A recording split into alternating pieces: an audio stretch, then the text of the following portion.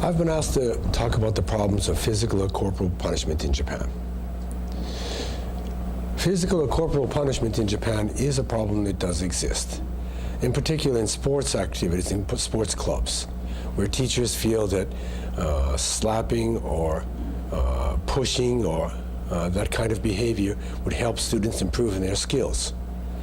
But also the idea that doing extra sit-ups or push-ups or making them run an extra lap is also considered corporal or physical punishment. And in the classroom as well, there are instances where perhaps teachers may hit a student or bang a desk or act what they might be considered violently.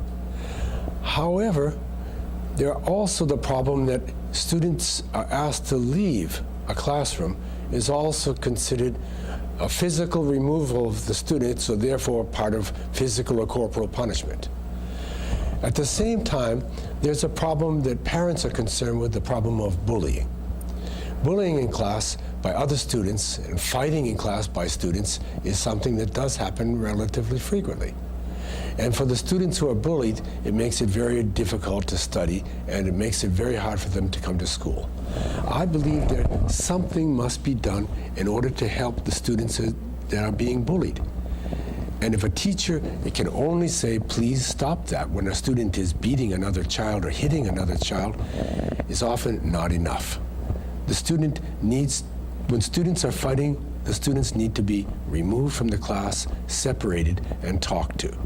The removal from the class, I do not think, is corporal or physical punishment. It's common sense.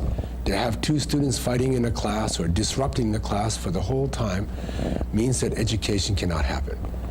In order to have this work, though, teachers need cooperation. Cooperation between disciplinary teachers, homeroom teachers, and teachers that are teaching the lessons must occur. In order to have that happen, we need communication between the two.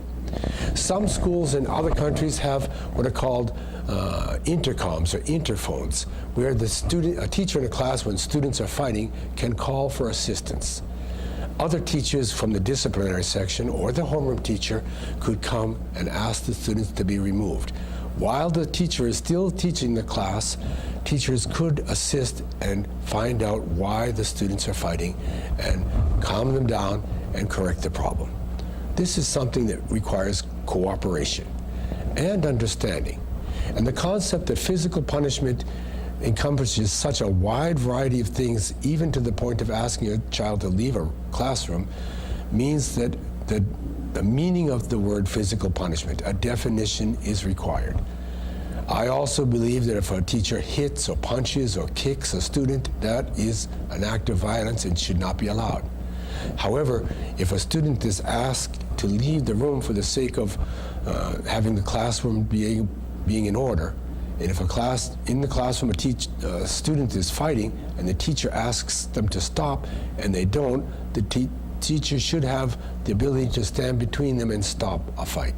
And the cooperation between teachers is necessary to have them removed and be able to talk to the two students if they are fighting and find out what the problem was.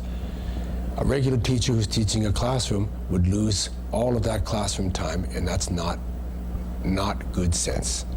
Therefore, I believe that cooperation between teachers, between departments, is necessary in order to have classroom control and a better education system. At the same time, violence in the schools should be stopped, but we need to define what it means and how to control it. Thank you.